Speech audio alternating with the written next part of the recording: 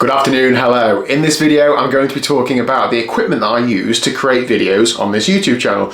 I've been doing this for 4 or 5 years now, so I've made plenty of mistakes along the way. I'm by no means an expert, but I have learnt a few things, so I'm hoping to share those in this video. Now, I'm going to be talking through all of the things I use, some of the things I think are good value for money, some things I think aren't good value for money in terms of creating a video, but I don't want you to watch this and think, blimey, I need all this stuff to create a YouTube channel, because you absolutely don't. Lots of people will just use their mobile phone, so what better place to start than here? Now, a mobile phone wasn't the start for my YouTube channel. I started this, makes me sound really old now.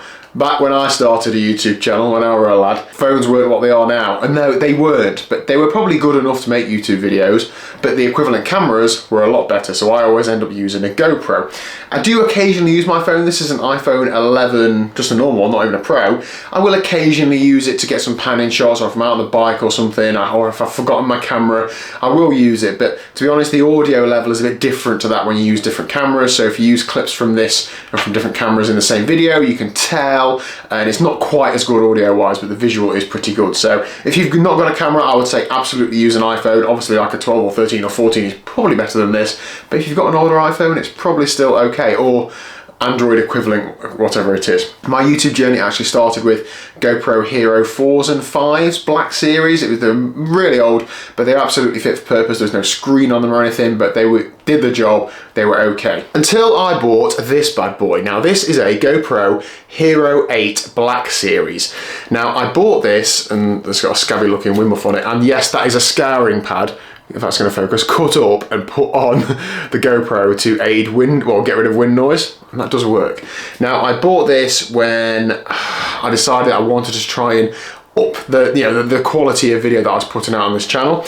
This was a big upgrade for me at the time. It cost about £300, and it was like the first like big investment I made in the channel. This, I wished I bought this ages ago. It absolutely transformed the quality of content I was able to put out. The older GoPros were fine, but the big difference with this was the stability. Now on this channel I create a lot of like sports content, so I'm running, cycling, and sometimes swimming, which means I'm doing this quite a lot of the time.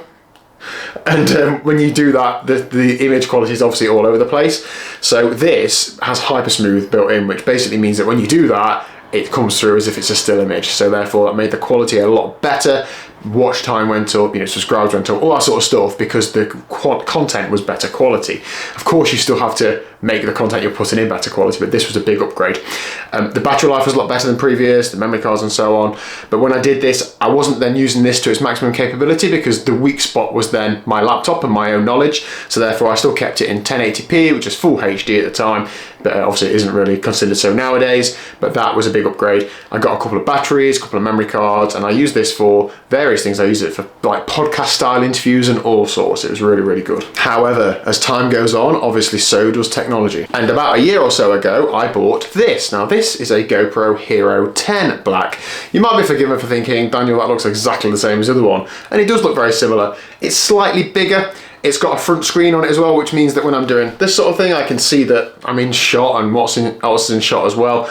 The battery life is a lot better. There's a lot more modes on it. It works faster. It's basically just all round a bit better. There were 2 years in between these two models, so therefore the moves on were quite significant. I didn't buy the 9 because it was just like a little step on, and again, this isn't actually the current model. The 11 has been out for a little while now, but I haven't seen a need to buy the 11. I wonder if it comes with cat hairs like this one does, because again, this does seem really good. Now, this has what's called an Enduro battery. We're going to come back to batteries in a second. Basically means it works in cold temperatures, the battery lasts longer. It's a massive step up. It means that I can record more content. When I go out for a long bike ride, perhaps I don't have to worry about if I'm recording like 10 minutes of just normal riding shots and I want to record me talking to a camera, the battery's going to be absolutely fine. So yeah, Hero 10 Black. I pair this up with a stubby mount. This is the official GoPro stubby mount. I find it pretty good quality. I have only broken one of these, but it's got like a little tripod in it as well, so I can perhaps stand this up on the side of the road if I'm running somewhere. It's got a little extension, so I can do that and get some shots when I'm like cycling, and get some shots of the wheels and pedaling and all that sort of stuff. But this is actually really handy, this little stubby mount there. When I'm running as well, it's good to hold on to that. Like, it's not really like I'm holding a camera, it's just like I'm just holding a pole or something. Now at the same time I bought this, I then decided to, YouTube had started making some money, but I let it just just sort of like build up in the YouTube account, and I wanted to commit that money to making the content better on the channel, and that meant that I then decided to buy a bigger camera, and that is this one, a bit like Inception now. This one that I'm showing you on screen. This is a Sony ZV-1, and this I think was actually inspired by Francis Cade, who recommended it as like a perfect beginner's vlogger camera, or like a bit more than a vlogger camera. The advantage to this is that the audio is a lot clearer, so that big microphone on the top is actually an external mic. It's a Rode mic, so I bought that separately. Had to buy a different lens for it, so it's a bit more wider angle for when I'm doing my like selfie point of view stuff. But this enables me to do this sort of thing, to put it on a tripod, to get a light next to it, to do this sit down content better. It's also a lot better for when I'm out and about. It picks up, it's a directional microphone, it picks up the audio so much better for, shall I put this down now, for somebody who is talking to me. So sometimes when I talk to people, they're not as loudmouthed as I am and as confident as I am, obviously with a camera point in their face. If they're speaking quite quietly, this does a really good job of picking it up. There's nothing more I've put into someone than saying, oh hi, can I talk to you please? And then they come stand next to me and I say, oh, would you mind speaking up a bit? Like it just puts them off. So this makes it really good quality. The downside to that camera is that the stability is nowhere near as good as this camera. So if you were to zoom in and move around a bit, it shakes everywhere. And well, I've gone to events before and Liz has used this camera and the footage afterwards has been pretty shaky, and I'm a bit like, oh, I wish I'd have given her this, but you live and learn, don't you? And I do like this camera. Downsides to that one as well, I do record it in 4K and it will only last probably 20-25 minutes before it overheats. I have to let it cool down for 20 minutes, half an hour, but that's a limitation of a lot of recording software, but I will come back to recording and qualities in a second. This next thing I think is the worst value item I've bought to use for this channel, and that is a drone. This is a Mavic 2 Mini. Again, it is not the current model anymore, the Mavic 3 is out now. I bought this drone because you see loads of cool drone shots on YouTube and you think, yes, that's the key to getting 1 million subscribers, I want a bit of that. And to be honest, it is fun and it does get some good shots, but day to day, it's just too much hassle. To take this out somewhere, I can't fit it in a jersey pocket, I have to put a frame bag on the bike.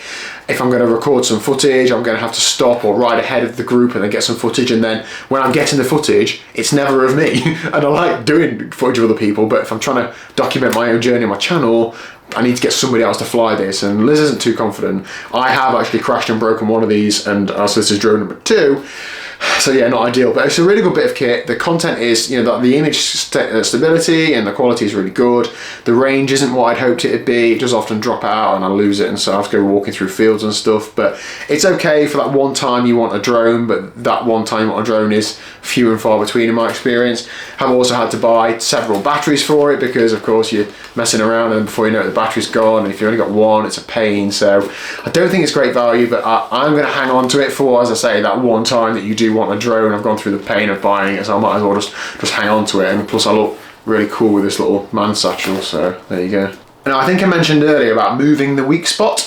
With all this equipment, all you're doing is moving the weak spot. So how does the laptop you're using, is it better than the quality of recording? Yes. If the quality of recording is too much for the laptop, then you can't use that quality. There's always weak spots. Now, when I moved to recording to 4K at the beginning of 2022, I believe it's a significant upgrade. I had to swap all my memory cards, so you have to get memory cards with a faster write speed. Because the files are so much bigger, you have to get memory cards that have a higher capacity. So like I've got something like 128 gig in this camera that I'm recording on now, similar in the GoPro, because otherwise you don't want to only have half an hour of recording capacity on a camera. If you leave it accidentally recording for 10 minutes and fill it, it's a nightmare. My laptop couldn't handle 4K footage. It took ages to transfer, so the biggest investment I made was in a new laptop. Now this is a 2021 MacBook Pro, and I upgraded what I could of what I thought was worthwhile upgrading. So I upgraded to a 1TB hard drive. Quite often I'll do big videos or go and get loads of footage and want to store it on here. I probably would have been okay with 500 gig, but there is a couple of times I've been into like 600-700 gig in total, so I'm glad to have the extra storage. I upgraded it to 32 gigabytes of RAM. It's got the M1 Pro chip. If this means anything to you, then enjoy that. It doesn't mean much to me, but that basically means that it can handle loads of 4K footage. And day to day, this was such a big upgrade to me, because when I was taking files off of a camera, so I work full time and try and do daily videos sometimes, when I'm transferring files, if it takes 15-20 minutes, that's a negative, that's a big pain. I have to go and do something else or come back to it, and it isn't quite a slick process. If I do maybe say a 10-minute video, the files are probably 20 gig in total. It takes maybe 2 minutes to transfer. I put it in the editing software, there's absolutely no lagging, there's no jumping around. I use DaVinci Resolve, which is free. It just works straight away. When I then render the file, so once you've mashed all the video together, do everything you want to do, click like save and make it one video, it has to process the file. That takes maximum 5 minutes. I'll come to all the things in a second. It makes the whole process so much easier. Now this was a significant investment. I've not mentioned cost up yet. I'm sure you can research the individual things if you want to, but I'll perhaps touch on them a little bit. GoPros are roughly between £300 and £400. This camera that I'm recording now is about £700, plus the microphone, plus the memory cards, etc., plus the tripod.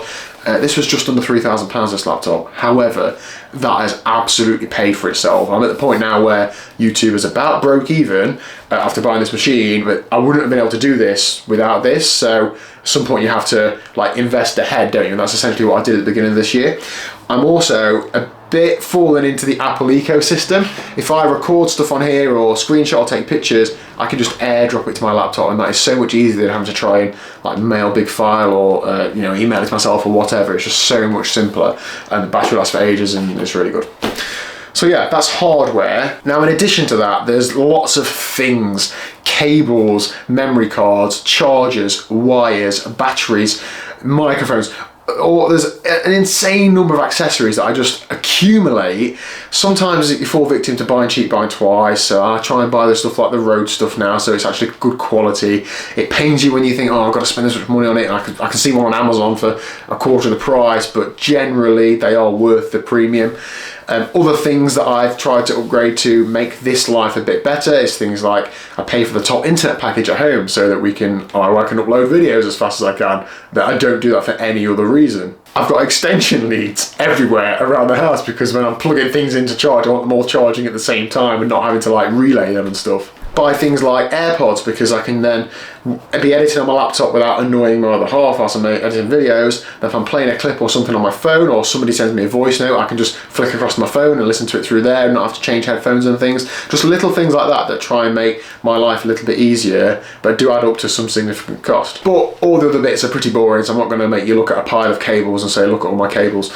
What I will say is that my top tip, my one best item to use if you're trying to start a YouTube channel, particularly if it's sporty, get a GoPro. I would get one that is the 9 or later, the 10 or later if you can, for the front screen. Reasons being the battery, the processing time, the stability, the quality, all those sorts of things. Record it in 1080p if you haven't got a Swish laptop, it's absolutely fine. Most people watch videos on the phone anyway. I'm probably wasting my time doing it in 4K, but hopefully one day people will watch everything in 4K. Get a GoPro or other action camera. I know there's other competitors as well. Or at the very least, use your mobile phone and give it a go. So yeah, if you've got any questions about the hardware or software or anything like that, please do let me know. I haven't really focused on software much, but I don't really understand it, to be honest. I hope that's given you a good overview of what I use. If you've got any tips for me, please do let me know, because I am all ears for anything that either makes my life easier or makes the content better or makes the process slicker, anything like that. And thank you very much for watching. If you haven't already, please do hit the subscribe button down below, and I'll see you later.